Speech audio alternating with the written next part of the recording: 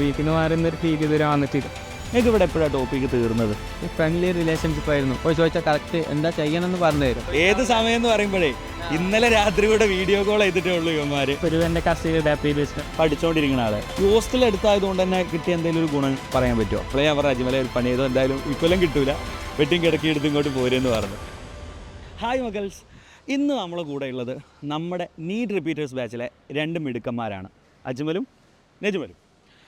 സാധാരണഗതിയിൽ നമ്മൾ റിപ്പീറ്റൊക്കെ കിട്ടിയിട്ടുള്ള കുട്ടികളെ കൊണ്ടാണ് ഇൻ്റർവ്യൂസും കാര്യങ്ങളൊക്കെ ചെയ്യിപ്പിക്കാറ്. പക്ഷേ ഇപ്രാവശ്യം നമ്മൾ കരുതി പഠിച്ചുകൊണ്ടിരിക്കുന്ന ഇവരെ കൊണ്ട് തന്നെ നിങ്ങൾക്ക് കുറേ കാര്യങ്ങൾ പറഞ്ഞു തരിപ്പിക്കണമെന്ന്. കാരണം നമ്മൾ സാധാരണ ഏതൊരു സിനിമയിൽ പറഞ്ഞിട്ടുണ്ട്, ഒരു കള്ളനെ വേറൊരു കള്ളൻ്റെ വേദന അറിയുള്ളൂ എന്ന് പറഞ്ഞ പോലെ ഒരു റിപ്പീറ്ററിനെ വേറൊരു റിപ്പീറ്ററിൻ്റെ വേദന അറിയുള്ളൂ. അപ്പോൾ അതുകൊണ്ട് തന്നെ അത് മാത്രമല്ല, നമ്മൾ റിപ്പീറ്റൊക്കെ കഴിഞ്ഞ് റാങ്കൊക്കെ കിട്ടിക്കഴിഞ്ഞിട്ട് നമ്മൾ ഇൻ്റർവ്യൂ എടുക്കുന്ന സമയത്ത് പലപ്പോഴും എന്താ പറയുക, അതിനകത്ത് കുറേ കാര്യങ്ങൾ വരും അല്ലേ.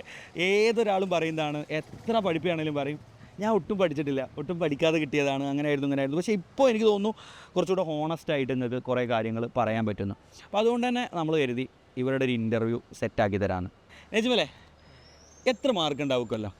690+ വിശാൽ, 690+. ശരിക്കും റിപ്പീറ്റേഴ്സിനോട് നമ്മൾ ചോദിക്കാൻ പാടില്ലാത്തൊരു കാര്യമല്ലേ, എത്ര മാർക്ക് ഉണ്ടാവും ഇപ്പോൾ പ്രെഡിക്റ്റ് ചെയ്യാൻ പറയാം. പക്ഷേ ഇവർ സാധാരണഗതിയിൽ നമ്മുടെ ഇൻസ്റ്റിറ്റ്യൂട്ടിലെ വൺ ഓഫ് ദി ടോപ്പായിട്ടുള്ള കുട്ടികൾ തന്നെയാണ്. അപ്പോൾ അതുകൊണ്ടാണ് നമ്മൾ എന്താ പറയുക കോൺഫിഡൻസിൽ ചോദിച്ചിട്ടുള്ളത്.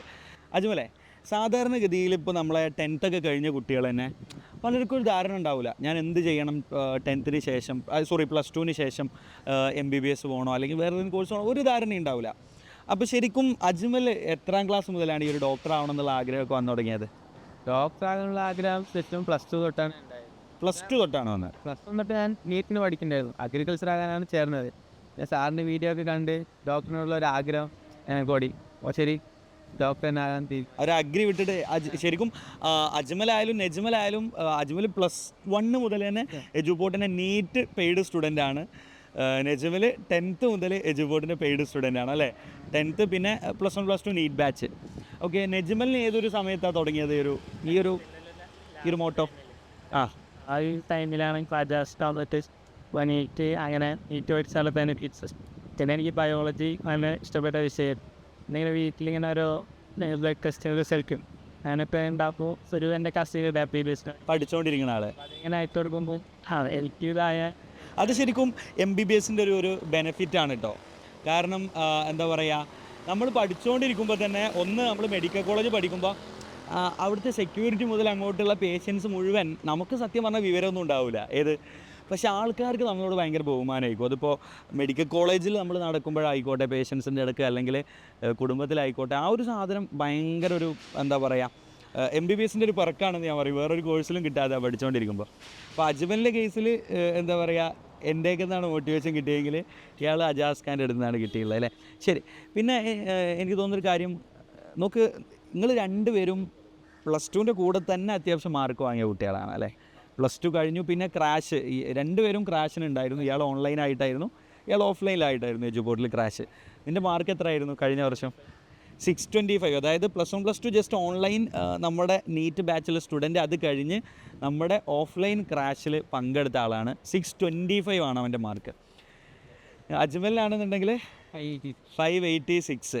അജ്മൽ ഓൺലൈനിലായിരുന്നു ക്രാഷിലെ. അപ്പോൾ 2 പേരും ഓൺലൈനായിരുന്നു +2, അത് കഴിഞ്ഞ് ക്രാഷ് ഇയാൾ ഓഫ്ലൈൻ, ഇയാൾ ഓൺലൈൻ.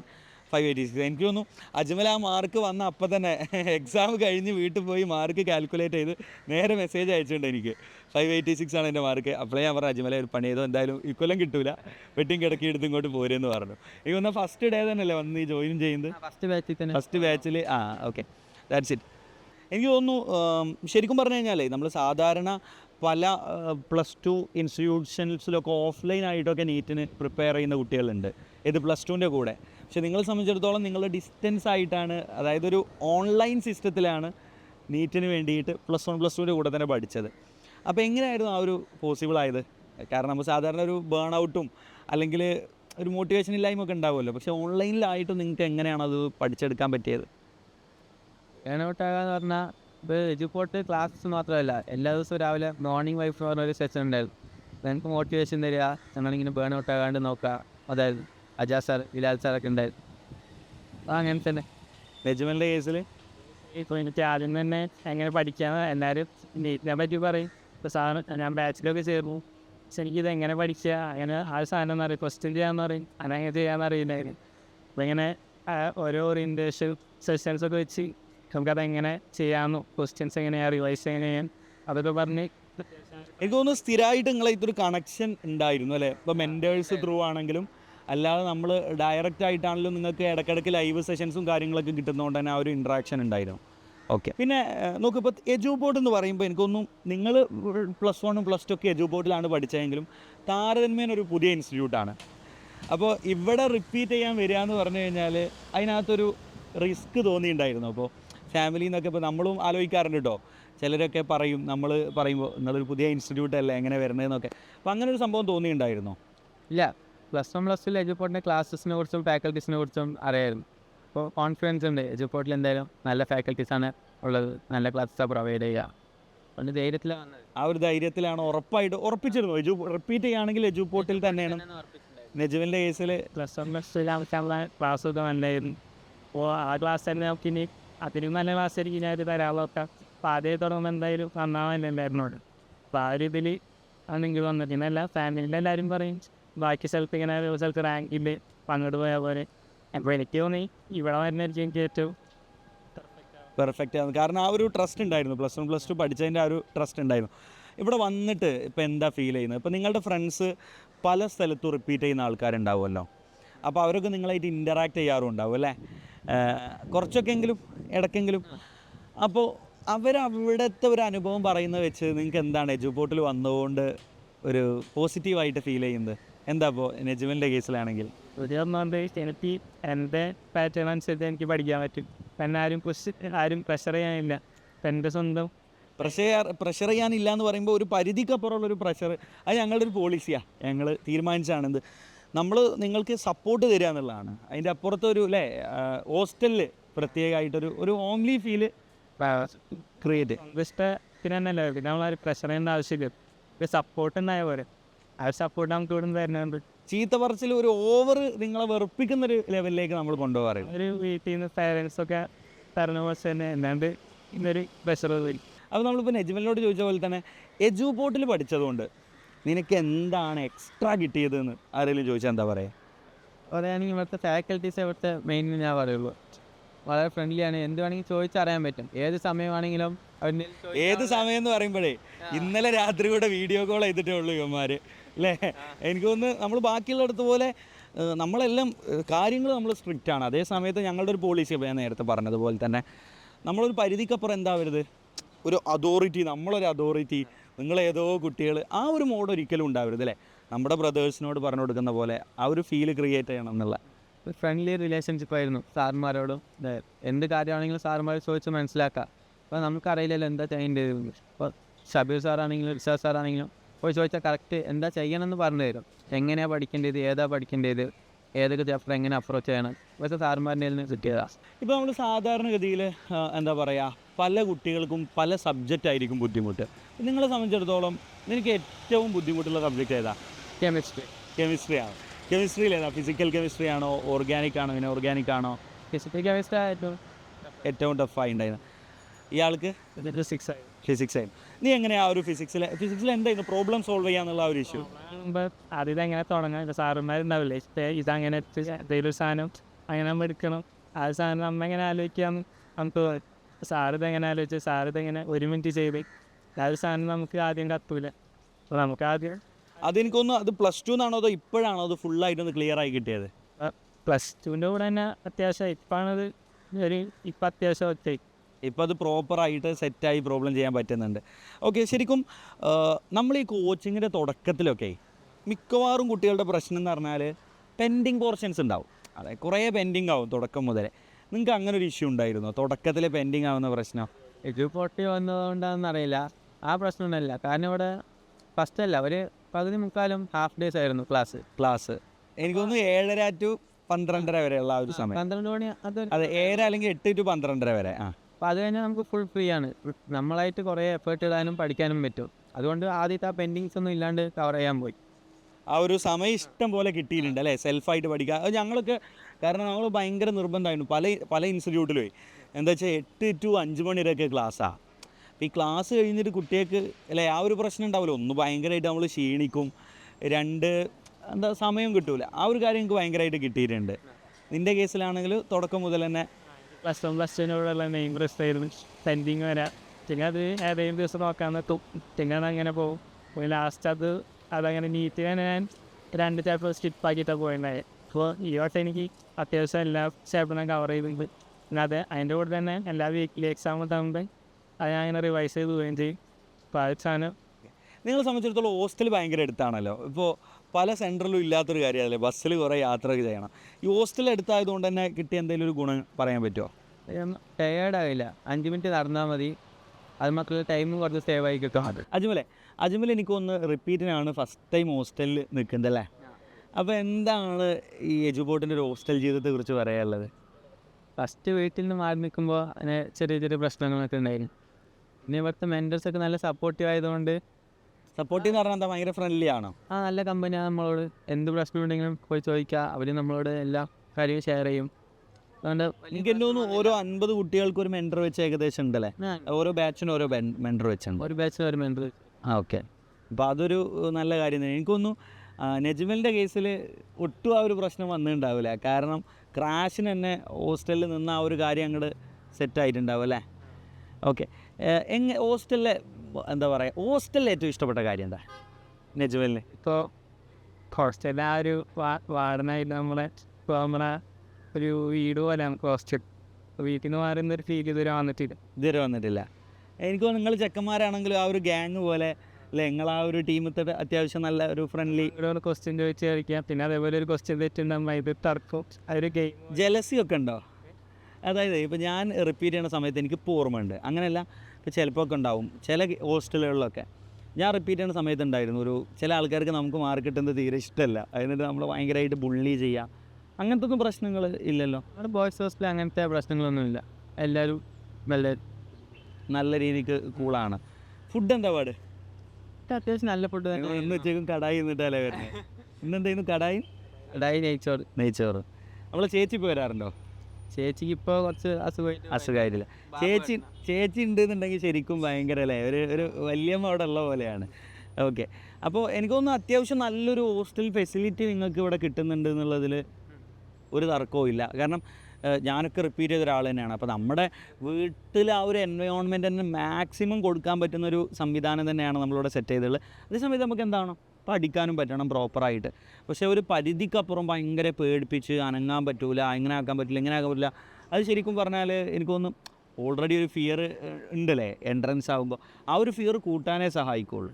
അപ്പോൾ ആ ഒരു കാര്യം നമ്മളെപ്പോഴും മെയിൻറ്റെയിൻ ചെയ്യാറുണ്ട് ഇവിടെ. എടാ മക്കളെ, ഈ സാധാരണ കുട്ടികളൊക്കെ കോച്ചിങ് സെൻറ്റേഴ്സിനെ കുറിച്ച് പറയുന്ന പരാതിയാണ് ടോപ്പിക്ക് തീരാൻ ലേറ്റായി എന്ന്. നിങ്ങൾക്ക് ഇവിടെ എപ്പോഴാണ് ടോപ്പിക്ക് തീർന്നത്? കംപ്ലീറ്റ് നവംബർ ലാസ്റ്റ് ആകുമ്പോൾ തീർന്ന്. പിന്നെ അങ്ങോട്ട് സീരീസ് എക്സാം തുടങ്ങി. ഈ ഒരു സീരീസ് എക്സാം എന്താ പറയുക, വേറെ തന്നെ ഒരു എക്സ്പീരിയൻസ് അല്ലേ? ഈ ഒരു 2 ദിവസം കൂടുമ്പോൾ എക്സാം എഴുതുന്ന ഒരു പരിപാടി. എന്താണ് അതുവരെ പഠിച്ചതിൽ നിന്ന് ഇപ്പോഴത്തെ ഒരു സീരീസ് എക്സാമിൻ്റെ ഒരു പ്രത്യേകത, പഠിപ്പും കാര്യങ്ങളിലൊക്കെ ഉള്ള? ഫസ്റ്റ് ചാപ്റ്ററിൽ നിന്ന് എല്ലാം അങ്ങനെ കവർ ചെയ്ത് പോകാൻ പറ്റും. ഇടയ്ക്കിടയ്ക്ക് ക്യുമുലേറ്റീവ് എക്സാം വരുന്നത് കൊണ്ട് തന്നെ പഠിച്ചത് മറക്കാണ്ട് തന്നെ കൊണ്ടുപോകാം. ലാസ്റ്റ് ഒരു ബേർഡനായിട്ട് വരില്ല. അതായത് ഒരു പ്രോപ്പർ റിവിഷൻ പോസിബിൾ ആവുന്നുണ്ട് അല്ലേ?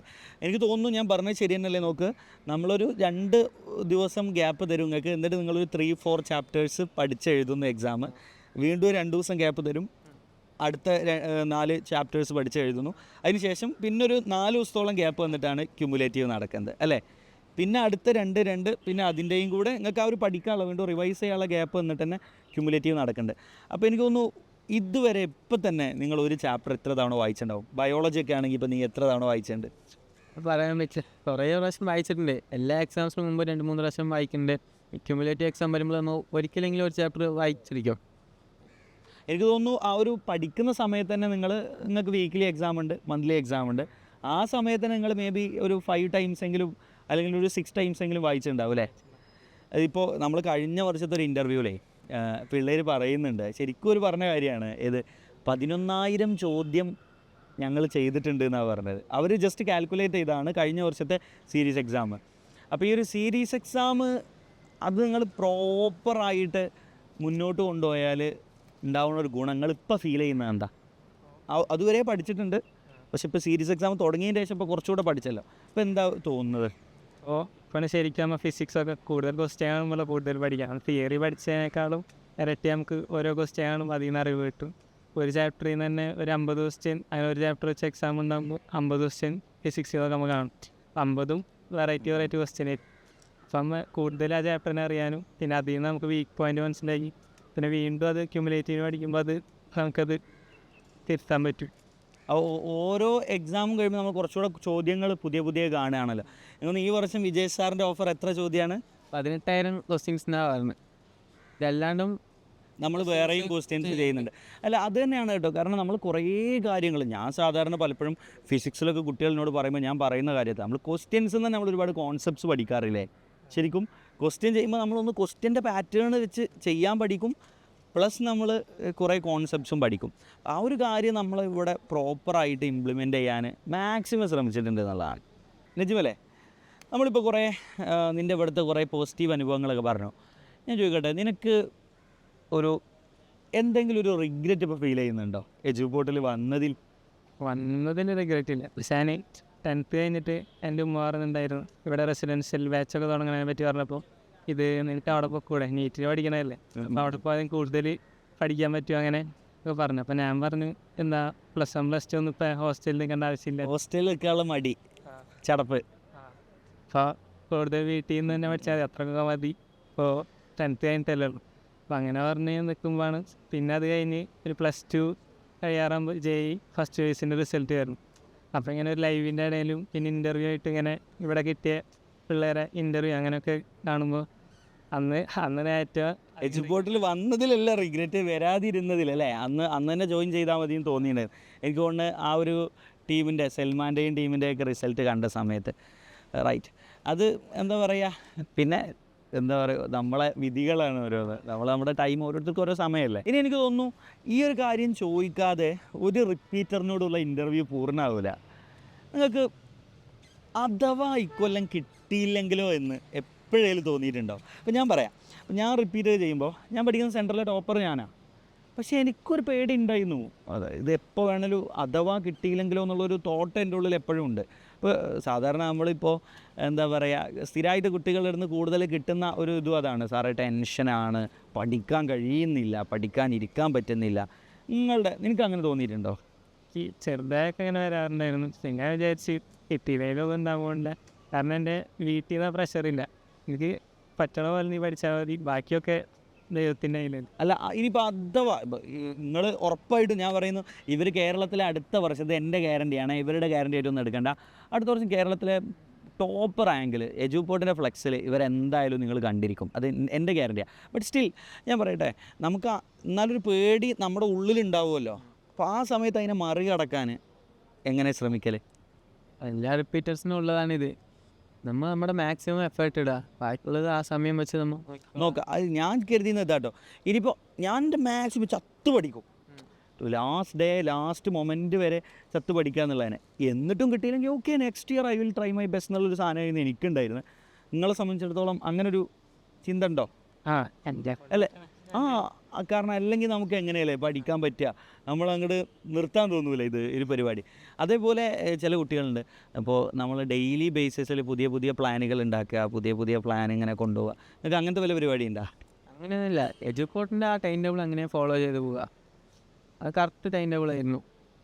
എജുപോർട്ടിൻ്റെ നമ്മൾ ടീച്ചേഴ്സ് പറഞ്ഞ തന്നെ പ്ലാൻ അങ്ങോട്ട് ഫോളോ ചെയ്ത് അത് കറക്റ്റ് കൊണ്ടുപോകുന്നു. ഇപ്പോൾ ഈ ടോപ്പിക്സ് ഒക്കെ പഠിക്കുമ്പോഴേ നിൻ്റെ ഒരു പ്ലാനിങ്, നിൻ്റെ ഒരു രീതി എങ്ങനെ? ഇപ്പോൾ ചിലരുണ്ട് അവരുടേതായിട്ടുള്ള ചില ചോദ്യങ്ങൾ മാത്രമേ ചെയ്യുള്ളൂ, ചിലത് മാത്രം പഠിക്കുക, അങ്ങനെ. നിൻ്റെ ഒരു പാറ്റേൺ എങ്ങനെ?